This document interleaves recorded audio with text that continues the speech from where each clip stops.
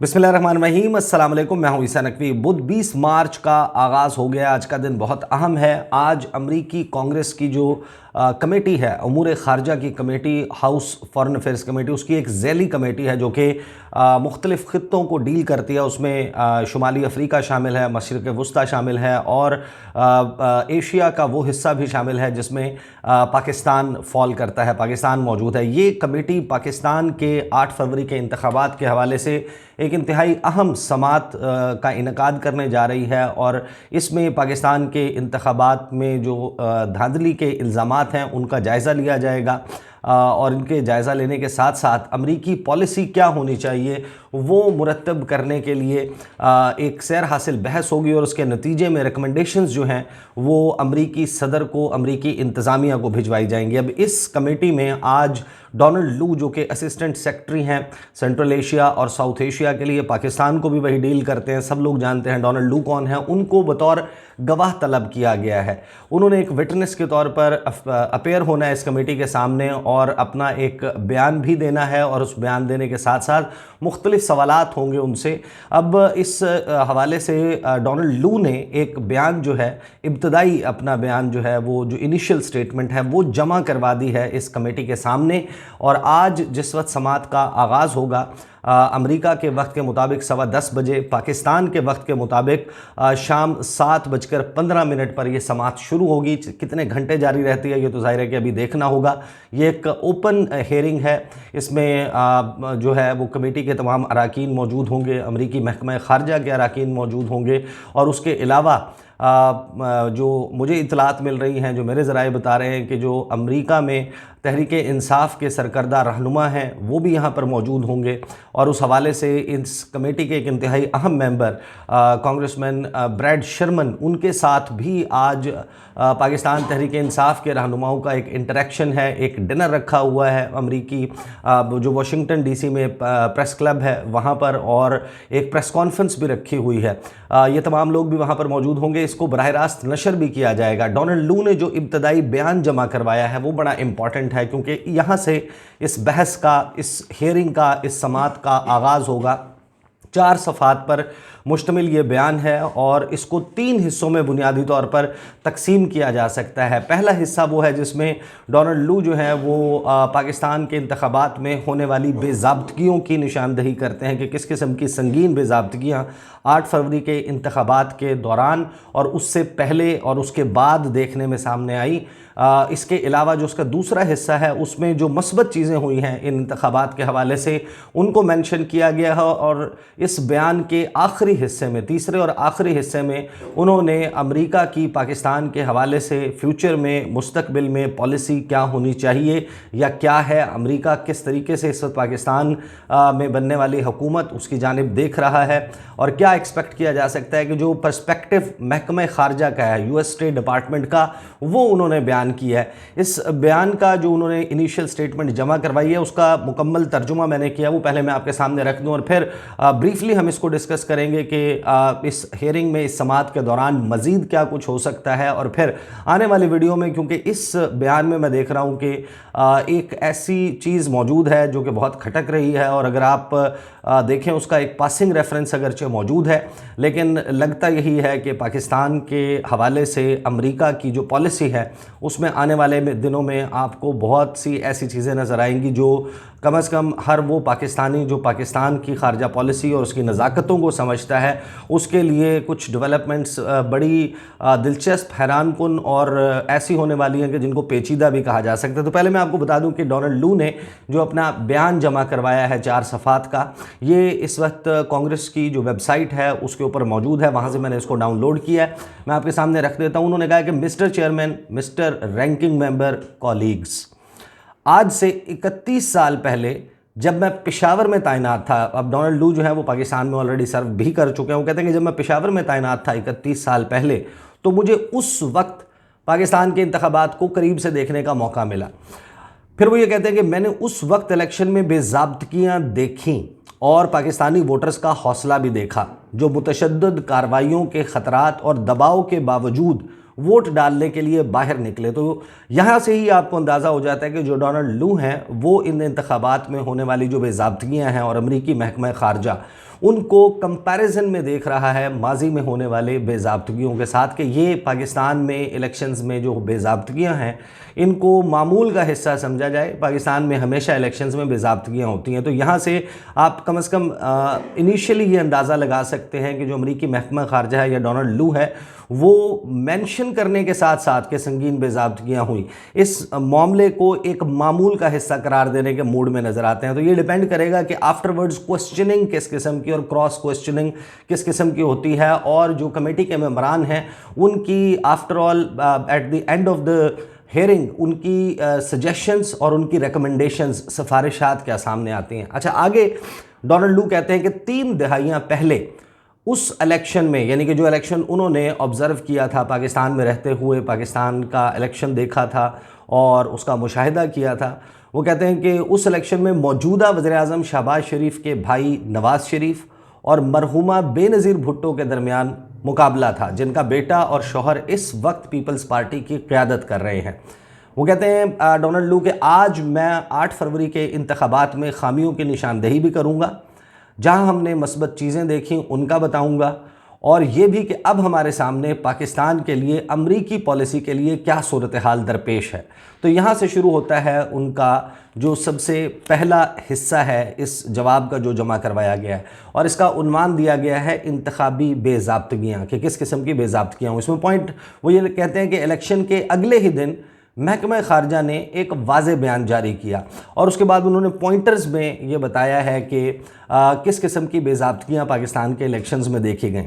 वो डोनाल्ड लू कहते हैं, नंबर 1, ये नोट किया गया कि इजहार राय, तंजीमी मामलात यानी कि एसोसिएशन,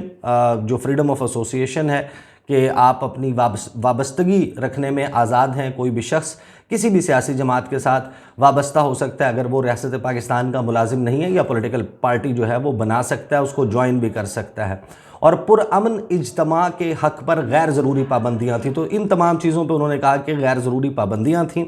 दूसरा पॉइंट उन्होंने कहा कि इलेक्शन के दौरान मुतशद्दिद कार्रवाइयों और इंसानी और बुनियादी हकूक़ के हवाले से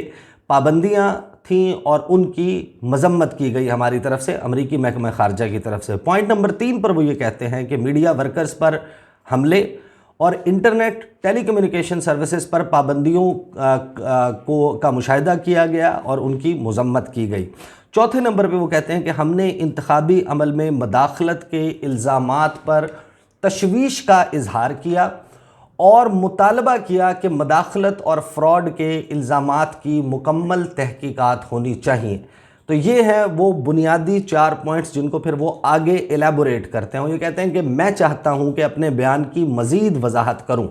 हमें ख़ास तौर पर इलेक्शन से पहले चंद हफ़्तों में इंतखाबी अमल की पामाली और मुतशद्दिद वाक़यात पर ख़ास तशवीश थी। यानी अमेरिका ने कंसर्न एक्सप्रेस किया था कि जो इलेक्टोरल अब्यूज़ हो रही हैं, अब ये तो ज़ाहिर है कि जब वो कमेटी में सामने आएंगे उनसे सवालात होंगे तो उनसे पूछा जाएगा कि किन इलेक्टोरल अब्यूज़ की वो बात कर रहे हैं। क्या उनका इशारा इस जानिब है कि पाकिस्तान तहरीक इंसाफ के जो उम्मीदवारान हैं उनको नॉमिनेशन पेपर्स जमा करवाने में जिन मुश्किलात का सामना था, छीनने के वाक़यात सामने आ रहे थे, प्रपोजर्स और सेकेंडर्स को उठाए जाने के या उनके जो है वो इलेक्शन ऑफिस तक पहुंचने में जो रुकावटें खड़ी की गई थी, क्या वो उसकी निशानदेही कर रहे हैं या इससे उनका कोई और मतलब है। तो ये जाहिर है कि डोनाल्ड लू जब अपेयर होंगे तो वो इसको एक्सप्लेन करेंगे। फिर वो आगे ये कहते हैं कि पहले पुलिस, सियासतदानों और सियासी इज्तिमात पर दहशतगर्दों के हमले हुए। दूसरा, बहुत से सहाफ़ियों, बिलखसूस ख़वातीन सहाफ़ियों को सियासी जमात के कारकुनों की तरफ से हरासगी का सामना करना पड़ा। अब ये वो किस जमात के हवाले से कहते हैं, क्या वो तहरीक इंसाफ के हवाले से ये बात कहते हैं, मुस्लिम लीग नून, या ये ज़ाहिर है कि उनको आके अब कमेटी के सामने एक्सप्लेन करना है। आगे डोनाल्ड लू अपने इस जवाब में ये कहते हैं कि और बहुत से सियासी रहनुमाओं को बराबर का मौका नहीं मिला, डिसएडवांटेज था उनका। ये ज़ाहिर है कि ख़ास रेफरेंस वाज़े तौर पर नज़र आता है कि पाकिस्तान तहरीक इंसाफ की तरफ है कि मखसूस उम्मीदवारों और सियासी जमातों को रजिस्टर नहीं किया गया। यानी ये मामला है बल्ले के निशान से रिलेटेड। ये मामला है कि तहरीक इंसाफ के जो उम्मीदवार हैं ان کا ایک ڈس ایڈوانٹیج ضرور تھا کہ ان کو اس تمام معاملے میں برابری کا موقع نہیں ملا الیکشنز میں حصہ لینے کے حوالے سے۔ پھر آگے کہتے ہیں ڈونلڈ لو اپنے اس بیان میں کہ الیکشن کے دن ایک بین الاقوامی شہرت کے حامل انتخابات کی مانیٹرنگ کرنے والے ادارے نے بتایا کہ انہیں انتخابی عمل کے مشاہدے سے روک دیا گیا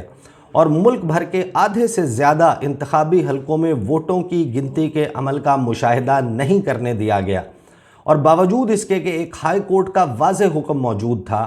کہ الیکشن کے دن انٹرنیٹ سروس معطل نہ کی جائے، حکام نے موبائل ڈیٹا سروسز بند کر دیں، اور یہی وہ ذریعہ ہے جس سے زیادہ تر پاکستانی سوشل میڈیا اور پیغامات بھیجنے والی اپلیکیشنز تک رسائی حاصل کرتے ہیں، ان کو استعمال کرتے ہیں۔ یہ ہیں وہ بے ضابطگیاں انیشلی جن کی نشاندہی اپنے اس بیان میں ڈونلڈ لو نے کیا۔ جو اگلا پورشن سٹارٹ ہوتا ہے ان کے اس بیان کا، وہ ہے کہ جو پروگریس سامنے آئی ہے، جو ایک انتخابی عمل میں شرکت ہے، اس میں بہتری جو ہے وہ پارٹیسپیشن کے حوالے سے سامنے آئی ہے۔ اس میں ڈونلڈ لو کہتے ہیں کہ پاکستان کے انتخابات میں کچھ مثبت چیزیں بھی ہوئیں۔ متشدد واقعات کے خطرات کے باوجود 6 کروڑ سے زائد پاکستانیوں نے ووٹ ڈالے، جس میں 2 کروڑ 10 لاکھ سے زائد خواتین تھیں۔ ووٹرز نے 2018 کے مقابلے میں 50% زائد خواتین کو منتخب کیا۔ خواتین امیدواروں کی تعداد میں ہی صرف ریکارڈ اضافہ نہیں ہوا، بلکہ مذہبی اور نسلی اقلیتوں اور نوجوان امیدواروں کی تعداد میں بھی ریکارڈ اضافہ ہوا۔ پھر آگے وہ یہ کہتے ہیں کہ پاکستانی ووٹرز کے سامنے منتخب کرنے کے لیے بہت سے آپشنز موجود تھے، یعنی ایسا نہیں تھا کہ بہت لمیٹڈ آپشنز موجود ہوں، ایک ورائٹی تھی آف کینڈیڈیٹس ان کے سامنے اور سیاسی جماعتیں جن کو وہ ووٹ ڈال سکتے تھے۔ بہت سی سیاسی جماعتوں نے قومی اور صوبائی اسمبلیوں کے نشستوں پر کامیابی حاصل کی۔ پاکستان کے 4 صوبوں میں اب 3 مختلف سیاسی جماعتوں کی حکومتیں بن چکی ہیں۔ 5000 سے زائد آزاد اور غیر جانبدار مبصرین فیلڈ میں موجود تھے۔ ان کے مطابق الیکشن کا انعقاد یعنی کہ جو کنڈکٹ آف دا الیکشن ہے وہ مسابقتی بھی تھا، یعنی کہ کمپیٹیٹیو تھا، اور اس میں نظم بھی موجود تھا، یعنی کہ آرڈرلی بھی تھا۔ لیکن پھر ساتھ ہی ڈونلڈ لو اپنے اسٹیٹمنٹ میں یہ کہتے ہیں کہ تاہم انہوں نے نتائج کی تشکیل میں بے ضابطگیوں کی نشاندہی کی کہ الیکشن کا عمل اور کنڈکٹ جو ہے 8 فروری والے دن وہ تو بہترین انداز میں ہوا، لیکن جس وقت کمپائلیشن آف ریزلٹس ہو رہی تھی، جب انتخابی نتائج کو تشکیل دیا جا رہا تھا، ان کو شکل دی جا رہی تھی، ووٹوں کی گنتی ہو رہی تھی، کمپائلیشن آف ریزلٹس ہو رہی تھی، تو یہ وہ وقت ہے جس وقت بے ضابطگیاں دیکھنے میں آئیں۔ یہ سب کو یاد ہوگا کہ 8 فروری کو رزلٹس آتے آتے ٹیلی ویژن سکرینز کے اوپر رک گئے تھے، پھر رزلٹس آنے کا سلسلہ رک گیا تھا، اور پھر نون لیگ غائب ہو گئی تھی، اور وہ لوگوں کو فون کر کے بتا رہے تھے کہ ہم لٹ گئے، برباد ہو گئے، ہمارا تو جھاڑو پھر گیا، ککھ نہیں بچا، ہار گئے۔ اور میاں صاحب کی وکٹری سپیچ کی جو تیاری تھی وہ سارے جاتی عمرہ روانہ ہو گئے تھے۔ تو یہ ظاہر ہے کہ یہ سب کو معلوم ہے کہ اس طریقے سے ہوا تھا 8 فروری کو۔ بہرحال انہوں نے کہا کہ دن میں تو سارا معاملہ کنڈکٹ جو ہے وہ ٹھیک چلتا رہا، لیکن پھر جب کمپائلیشن آف ریزلٹس کا معاملہ آیا، ووٹوں کی گنتی کے عمل کا معاملہ آیا، تو پھر بے ضابطگیاں دیکھنے میں آئی۔ یہ ان 5000 مبصرین کو وہ کوٹ کرتے ہوئے ڈونلڈ لو اپنے اس بیان میں کہہ رہے ہیں جنہوں نے فیلڈ میں رہتے ہوئے پاکستان میں الیکشنز کو آبزرو کیا۔ آگے وہ لاسٹ پورشن میں اپنے اس جواب کے کہتے ہیں کہ آگے کے لیے امریکی پالیسی، لکنگ فارورڈ، کیا اپروچ ہے امریکہ کی، کس طریقے سے امریکہ کا محکمہ خارجہ آگے بڑھنا چاہتا ہے۔ وہ کہتے ہیں کہ پاکستان امریکہ کا اہم پارٹنر ہے، ہم پاکستان میں جمہوری اداروں کی مضبوطی کا عزم رکھتے ہیں، ہم پاکستانی اشیاء کی سب سے بڑی برآمدی منڈی ہیں، سب سے بڑی ایکسپورٹ مارکیٹ ہیں ہم پاکستانی اشیاء کے لیے۔ 76 سالہ شراکت میں ہم نے انفراسٹرکچر میں سب سے اہم سرمایہ کار کے طور پر کام کیا، ہم سامنے آئے۔ مثلاً امریکی حکومت اس وقت تربیلا اور منگلا ڈیمز کی مرمت وغیرہ کے کام میں معاونت فراہم کر رہی ہے، جو 10 لاکھ پاکستانیوں کو بجلی کی فراہمی کا ذریعہ ہیں۔ پھر آگے ڈونلڈ لو کہتے ہیں کہ پاکستان کے لیے کئی دہائیوں پر محیط ہمارا تعاون، ڈیولپمنٹ گرانٹس، نجی شعبے میں سرمایہ کاری اور انسانی بنیادوں پر انتہائی ضرورت کے وقت امداد فراہمی کا رہا ہے، جس میں حالیہ سیلاب کے دوران امداد بھی شامل ہے۔ آگے وہ کہتے ہیں کہ پاکستان کو بدقسمتی سے اس وقت بڑھتے قرضے کے چیلنج کا سامنا ہے۔ گزشتہ دہائی میں بہت زیادہ قرضے لیے گئے، جس میں پیپلز ریپبلک آف چائنا سے لیے جانے والے قرضے بھی شامل ہیں۔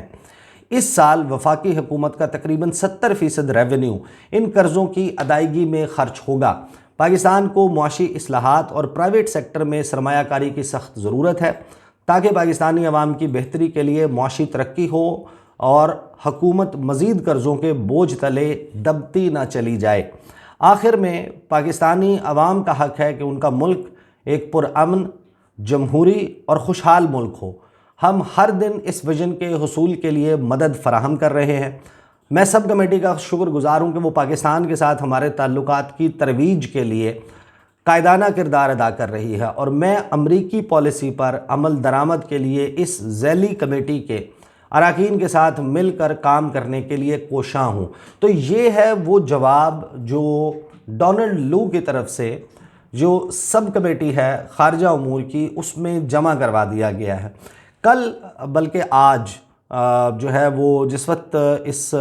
سماعت کا آغاز ہوگا امریکی وقت کے مطابق 10:15 بجے، پاکستانی وقت کے مطابق 7:15 بجے، تو اپ فرنٹ ڈونلڈ لو یہی سٹیٹمنٹ جو ہے وہ پڑھ کر سنائیں گے، جس کے بعد جو کمیٹی کے اراکین ہیں وہ ان سے مختلف قسم کے سوالات کریں گے۔ بہت سارے سوالات میں نے بھی آپ کے سامنے رکھے۔ کم از کم اس جواب کو دیکھتے ہوئے امریکی محکمہ خارجہ اور جو امریکی انتظامیہ ہے وہ بڑی واضح نظر آ رہی ہے کہ وہ نئی حکومت کو ریکگنائز بھی کرتے ہیں، اس کے ساتھ مل کر کام کرنے کے لیے بھی تیار ہیں۔ پاکستان کے وہ یہ سمجھتے ہیں کہ انتخابات میں بے ضابطگیاں ہوئیں، اور بے ضابطگیوں کے حوالے سے انہوں نے جو ماضی کے انتخابات کی مثالیں دی ہیں، تو اس کا مطلب یہ ہے کہ وہ اس کو ایک معمول کا حصہ سمجھ رہے ہیں۔ اب سوال یہ ہے کہ جو امریکی محکمہ خارجہ کی جو ان کی کانگریس کی سب کمیٹی ہے محکمہ خارجہ کی، وہ اس سارے معاملے کے اوپر کس قسم کی گائیڈنس فراہم کرتی ہے، کیا کچھ سوالات کیے جاتے ہیں، کس قسم کی کراس کوسچننگ کی جاتی ہے، خاص طور پر جو نقطہ نمبر 4 ہے بے ضابطگیوں کی نشاندہی کے حوالے سے، جس میں ڈونلڈ لو نے یہ کہا کہ ہم نے انتخابی عمل میں مداخلت کے الزامات پر